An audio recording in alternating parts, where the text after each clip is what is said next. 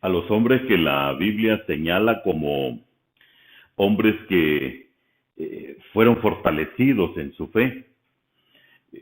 La verdad es que fueron hombres con toda la humanidad, con todos los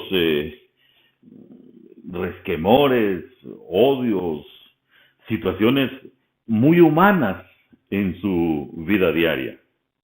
Un hombre que reflejó mucho la característica realmente humana fue Pedro. Y de Pedro encontramos una serie de enseñanzas, algunas desalentadoras y otras muy profundas. Hoy quisiera que viéramos precisamente ese versículo que nos habla de que el Señor anuncia la negación de Pedro.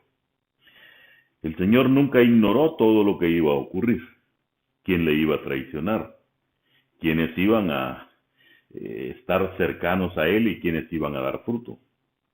Pero también Él, en el periodo final de su vida, los agarró de la mano y les fue enseñando paso a paso cuál era el propósito de Él, qué era lo que el mundo debía de saber. Por eso, precisamente, el Señor desarrolló apóstoles. Y esa es ya la primera enseñanza. Nosotros hoy debemos hacer lo mismo. Con nosotros se hizo también. Alguien nos agarró de la mano y nos fue enseñando el ABC bíblico y nos fue enseñando los propósitos y fue desarrollando lo que el Señor dice que hagamos discípulos. Quiero compartir con ustedes la enseñanza bíblica del libro de Marcos. Está en el capítulo 14 y está en los versos 26 al 31. Dice la palabra de Dios: cuando hubieron cantado el himno, salieron al monte de los olivos. Entonces Jesús les dijo: todos os escandalizaréis de mí esta noche, porque escrito está: heriré al pastor y las ovejas serán dispersadas. Pero después que haya resucitado, iré delante de vosotros a Galilea. Entonces Pedro le dijo: aunque todos se escandalicen, yo no. Y le dijo Jesús: de cierto te digo que tú hoy en esta noche, antes que el gallo haya cantado 2 veces, me negarás 3 veces. Mas él con mayor insistencia decía: si me fuere necesario morir contigo, no te negaré. También todos decían lo mismo. Vamos a orar. Gracias, Dios, por tu enseñanza, por tu palabra. Gracias por habernos rescatado de nuestros pecados. Gracias por habernos salvado. Gracias por habernos proporcionado el medio en Cristo Jesús del perdón de nuestros pecados. Ahora, Padre, permite que nuestra mente siga siendo transformada, que nuestro caminar hacia la santidad no tenga tropiezo. Gracias, Dios. Gracias por lo que tú haces. Lo hacemos con gratitud en el nombre de Cristo Jesús. Cuando la Biblia señala en el libro de Marcos, que estoy en el verso 26, cuando hubieron cantado el himno, salieron al monte de los olivos, estamos hablando de la continuación de una reunión. Y Jesús les dijo, dice el verso 27, todos os escandalizaréis de mí esta noche porque escrito está. Me detengo ahí. El Señor Jesucristo tenía un manejo extraordinario de la Escritura. Él siempre decía algo y lo respaldaba con lo que la Biblia enseña. Porque escrito está. Y ese porque escrito está, él lo tomaba del libro de Zacarías, en el capítulo 13, en el verso 7, que dice: levántate, oh espada, contra el pastor y contra el hombre compañero mío, dice Jehová de los ejércitos, hiere al pastor, y serán dispersadas las ovejas, y haré volver a mi mano contra los pequeñitos. Quisiera recalcar sobre este punto que precisamente el enemigo sabe con toda seguridad, en otra categoría, que Si toca al pastor de la congregación se ve atribulada. Y en este caso, el Señor Jesucristo está hablando de sí mismo como pastor de la iglesia naciente. Todos os escandalizaréis de mí esta noche, porque escrito está, heriré al pastor y las ovejas serán dispersadas. Me llama la atención la palabra heriré al pastor, porque no dice mataré al pastor, sino heriré al pastor. Pero después que haya resucitado, dice, iré delante de vosotros a Galilea. Quiero citar Mateo 28:16 que dice, pero los 11 discípulos se fueron a Galilea, al monte donde Jesús les había ordenado, y cuando le vieron, le adoraron, pero algunos dudaban. ¿Qué está ocurriendo aquí? En primer lugar, que cuando él habla en el verso 28, pero después que haya resucitado, él está haciendo ahí la revelación de lo que va a ocurrir, pero nadie lo entiende. Porque él les acaba de revelar precisamente, si va a resucitar es porque va a morir. Pero nadie toma eso en la literalidad, sino que están pensando ellos en sus propios pensamientos en detalles diferentes.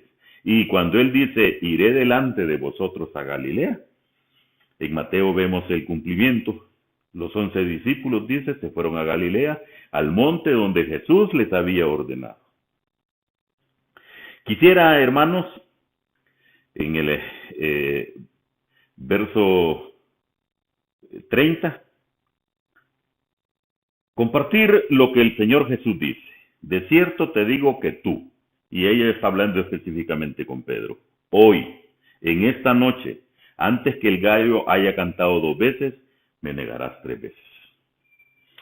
Quisiera compartir con usted algunas características de Pedro. Fíjese que Pedro, en primer lugar, es franco y es ferviente. En segundo lugar, es un hombre entusiasta. En tercer lugar, es un hombre obstinado. Y por obstinado entienda usted terco. Es impulsivo, o sea, se deja llevar por la primer orden que le llega al cerebro y casi siempre es atacar. Es atrevido. Pero a favor de él podemos decir que es cercano de Jesús, que es un apóstol y que se convierte en una columna de la iglesia. Porque cuando ocurre este evento que hoy estamos señalando, lo que se está haciendo con Pedro es forjando su carácter. Es haciendo de Pedro un mejor hombre. La promesa de Jesús de que Pedro sería fundamental en la edificación de la iglesia se cumplió en 3 etapas. Mire que Pedro predicó el día de Pentecostés, lo hallamos en Hechos 2. Estaba presente cuando los samaritanos recibieron el Espíritu Santo en Hechos 8. Y finalmente fue llamado a la casa del centurión romano Cornelio, quien también creyó y recibió el Espíritu Santo en Hechos 10. De esta manera Pedro, el mismo Pedro que negó al Señor, abrió 3 mundos diferentes y abrió la puerta de la iglesia a judíos, a samaritanos y a gentiles. ¿Qué atrasa su ministerio hoy, hermano? Yo no lo sé. Pero si se ha sentido usted como que no ha cumplido con el Señor le está formando. El Señor le está instruyendo. Ahora debemos de tener esa necesaria forma de ver las cosas, esa necesaria disposición a obedecer, a entender al Señor Jesús a través de la enseñanza de la palabra, el estudio concienzudo de la palabra y una manera entonces consecuente de vivir con lo que hemos aprendido. Si nos tocara tomar el ejemplo de Pedro, Pedro no era un hombre perfecto. Era un hombre imperfecto que el Señor lo fue perfeccionando en el camino. Ahora nosotros, como hombres imperfectos, debemos de aspirar a la perfección que Dios da. Y esa debe ser nuestra meta. No quedarnos en el Pedro que negó. No quedarnos en el Pedro que dijo, yo soy así. No, quedarnos con el Pedro que fue transformado por el poder del Espíritu Santo. Vamos a orar. Gracias, Dios.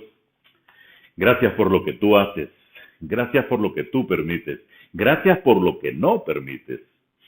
Hoy, Dios, queremos agradecerte por lo bueno que tú eres, por la enseñanza, por tu escritura, por tu amor, por tu sacrificio en la cruz, porque nos has dado vida y esta es en abundancia, porque has perdonado nuestros pecados.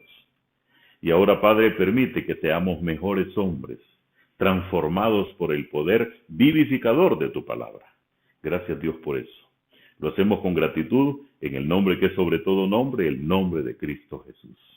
Dios les bendiga, mis muy queridos hermanos.